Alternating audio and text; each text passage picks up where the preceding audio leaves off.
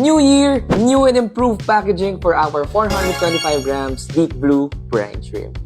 Since bago ang taon and we listen to customer feedback, papalitan natin itong lalagyan in 3, 2, 1. Ayan. Kita nyo? Ito yung bagong version ng 425 grams brine shrimp natin sa deep blue. So itong bagong version natin is made of HDPE plastic and meron na rin siyang screw-on lid. So, mas madali nang magbukas and magsara ng lalagyan. And pangalawa, since HDPE plastic siya, matibay yan, so iwas dents na during transportation sa mga malalayong lugar.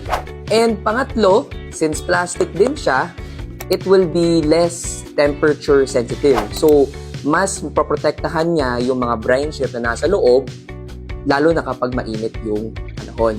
And lastly, since plastic to, wala na tong kalawang. Siyempre, di gaya ng last na lalagyan natin na minsan kinakalawang. And since hindi na siya kinakalawang, pwede na natin tong i-reuse, di ba? So, kapag naubos na yung brine shrimp, pwede kayong maglagay ng kung ano-anong kagaya ng salt, mga fish pellets nyo, or mga ibang ginagamit nyo sa aquarium hobby. At hindi lang yan. Ang isa pa namin pasabog is, yung bagong lalagyan namin ngayon ay naka-vacuum seal pouch na rin yung 425 grams. So, mas protektado yung mga eggs at sure na sure kayong hindi tatapon.